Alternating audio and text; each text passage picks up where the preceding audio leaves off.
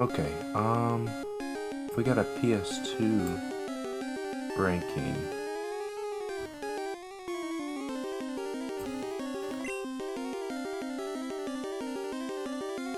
So, this is favorite PS2 games. I didn't remember it being so small, but it's kind of, I guess that's all that I've put significant time into. Still weird, I feel like I'm missing one or two.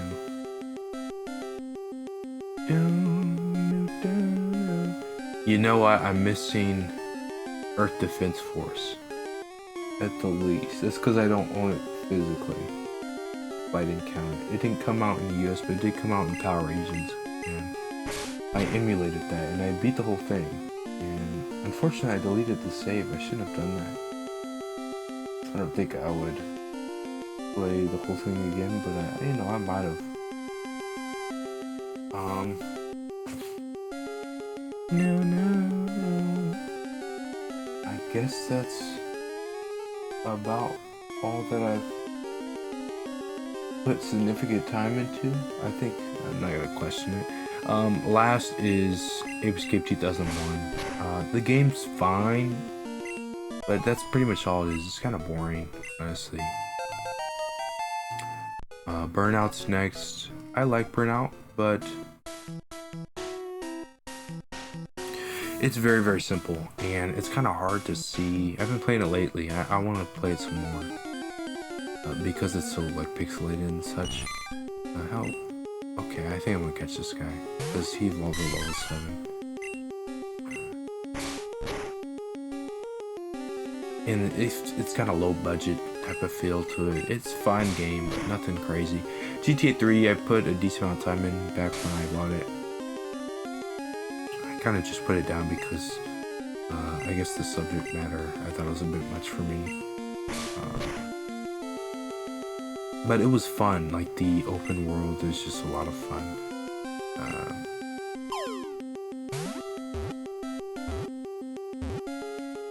Ape Escape Pumpkin Prime. I haven't beaten the one playthrough that I started yet, but it's fun.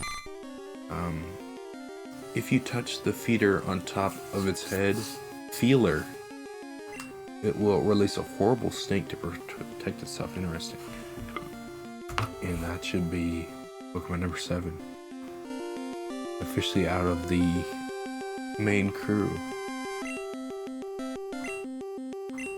I think I'm gonna use the Caterpie. So I'm gonna trade him out for Nidoran male at next time I go to the Pokemon Center, if I remember.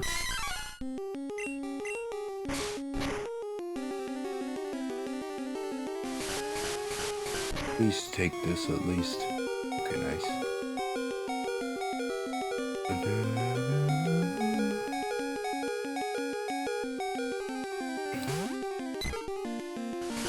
But I'm gonna get back to that game soon.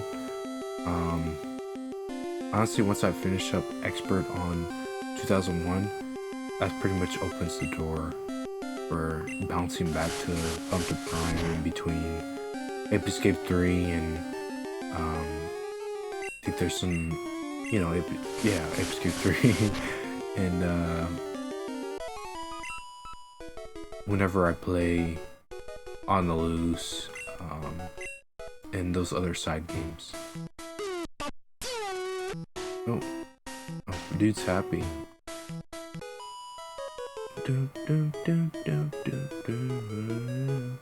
Katamari Damacy, we just beat that yesterday. That's a beautiful game, but it is kind of one note, like I've said before. Jack and Dexter, I'm not sure if I'd put that over Katamari now that I've finished Katamari. But that's a great game. Any sort of collectathon or 3D platformer fan should play that at some point in their lives, I think. It's not perfect. The combat is very rough. There could be more enemies, I'd say. I won't say it has a low budget hide, but it just need polish, you know? It's kind of like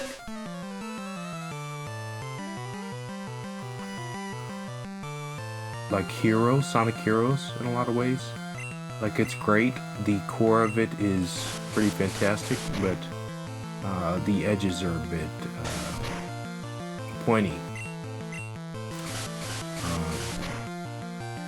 Resident Evil Outbreak, we played this, was it earlier this year or last year? I don't remember when I started streaming, but I played this with a friend, as well as solo, as well as online, and we have to get back to that game actually pretty soon, I'd say. Because I still wanted to play randoms on those last 3 missions. I played it so much, so quickly that I was kind of full, and I didn't feel like hopping right in right away. Okami, I'm not sure I'd put that over Outbreak. I guess at the point I was making this. Okami I've only played a bit of, but the bit that I have played was excellent, and I could tell that would be an amazing game. I would love that game. A friend of mine recommended me to get that game. I mean, I had already heard about it plenty, but she wanted me to play it, and I was loving it. I don't remember why I put it down. I think I was just busy at the time. But it was pretty great. Ratchet & Clank 2, that game is incredible. This top row, pretty incredible games. Ratchet & Clank 2, it's one of those stereotypical sequels, you know, trim the quote-unquote, actually not quote, even quote-unquote, trim the fat, stick to the guns, you know, literally, for better and for worse. But it's just so fun. It created this whole new, like, jump and dodge, shoot, just over and over again sort of gameplay, which was incredible. It was definitely, I guess I'll talk about Ratchet & Clank, even though that's my number 1. In tandem, it was definitely less well-rounded as the first game was, in pretty much every aspect, like story, levels, and their variety, in their design. There's less platforming. It's kind of more, it's stronger in the aspect it focuses on, but it's less aspects that it's focusing on, if that makes sense. Ever found a Pikachu here? Yeah, it's because I have the only one. Should be an item back here. Yeah. Nice.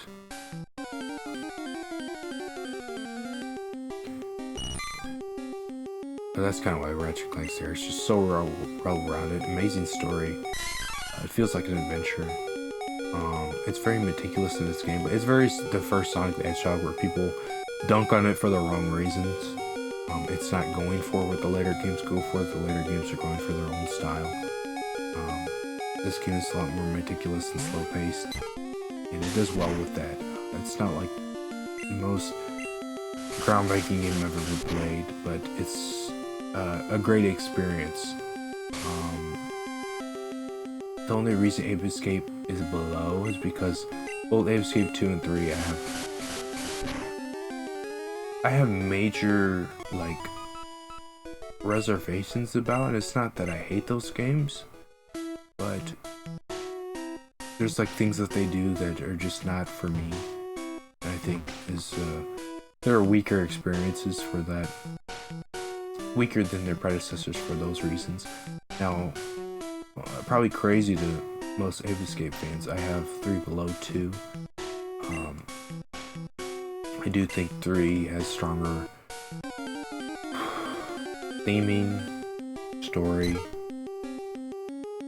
identity, things to do.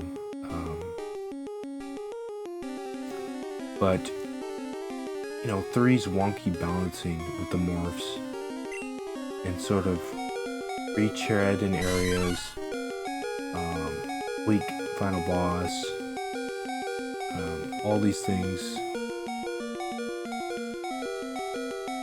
While the game is still incredible, I think I have such reverence for 2's lightning fast gameplay that is so addicting that it's one of those things where I'm not um I'm not the type of person who's like gameplay above all, you know. But in this instance, it does trump it for me. I think 2 honestly can be kind of a slog to play in the late game. It's a very desaturated game that retreads a lot of the first, but just in a lesser extent, in my opinion. But it's just so fun. It's the Abe Escape gameplay refined to me, which is why I love it so much. It's not all bad, you know.